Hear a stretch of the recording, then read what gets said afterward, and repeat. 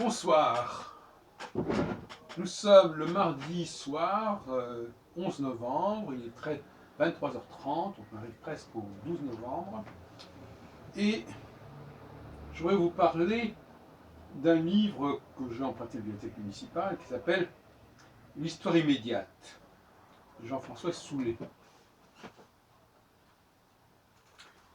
Et je me suis interrogé sur l'implication de cette histoire immédiate, c'est-à-dire ce qu'on entend par histoire immédiate, c'est-à-dire l'histoire de ce qui vient de se dérouler, de ce qui est en train de se dérouler, en opposition à une histoire qui prendrait de la distance. Et je crois que l'histoire immédiate présente quand même certains inconvénients majeurs qui ne semblent pas avoir été mis en évidence par M. Soulet. S-O-U-L-E-T.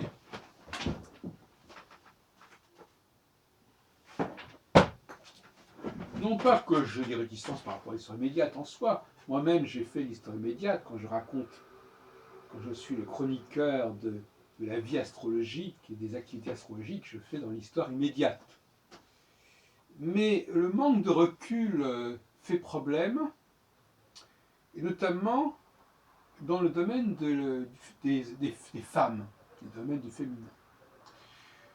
Parce que l'histoire immédiate ne permet pas de déterminer quel va être l'impact du présent sur l'avenir. Ne permet pas de déterminer quelles sont les prestations, quelles sont les réalisations, les créations qui exerceront une influence majeure sur les décennies suivantes. Ce qui fait que de ce point de vue-là, le problématique est complètement écrasé. Si vous voulez, c'est comme si vous vouliez connaître l'issue d'une course de 40 km en ne filmant que le premier kilomètre. Qu'est-ce que vous allez comprendre ? Il va y avoir une sorte d'écrasement, c'est-à-dire que tout le monde sera à peu près au même niveau, parce qu'au début d'une course, les gens, même les moins résistants, sont encore en piste, en quelque sorte. Or, tout le problème est là. Notre intelligence ne nous permet pas de porter un jugement sur l'immédiat, sur les effets de ce qui est immédiat. Et donc, par conséquent, une histoire immédiate est une histoire qui favorise outrageusement, je dirais, les illusions féminines quant à la portée des œuvres dues à des femmes. Parce que, comme je viens de le dire, c'est un petit peu comme regarder ce qui se passe au bout d'un kilomètre sur une course de 40 km.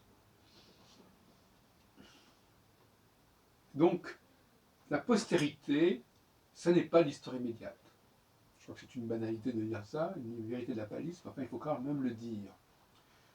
Donc, il y a certainement des avantages et des intérêts à faire de l'histoire immédiate, mais seul le temps permet de déterminer les lignes de force, au sens où je viens de l'entendre, c'est-à-dire quels sont les facteurs qui ont été les plus puissants, les plus porteurs, et quels sont ceux qui ont, en quelque sorte, essaimé le plus, marqué le plus de personnes, et ça ne peut pas s'étudier en général dans l'immédiat.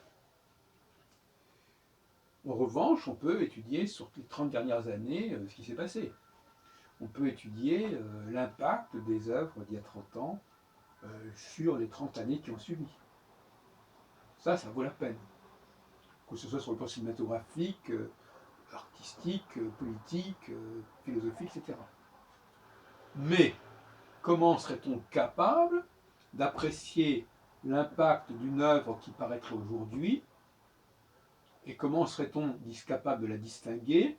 Comment serait-on capable de distinguer une œuvre qui est vouée à exercer une influence majeure et une œuvre mineure, qui n'est jamais qu'en réalité qu'une dérive des œuvres antérieures, qui n'a aucune valeur par elle-même? Je crois que c'est complètement inconcevable. Donc l'histoire immédiate, épistémologiquement, aboutit à ne plus savoir distinguer entre les hommes et les femmes. Ce qui est quand même un petit peu fâcheux et même regrettable, mais ça peut même être une des causes de certaines confusions à ce niveau-là.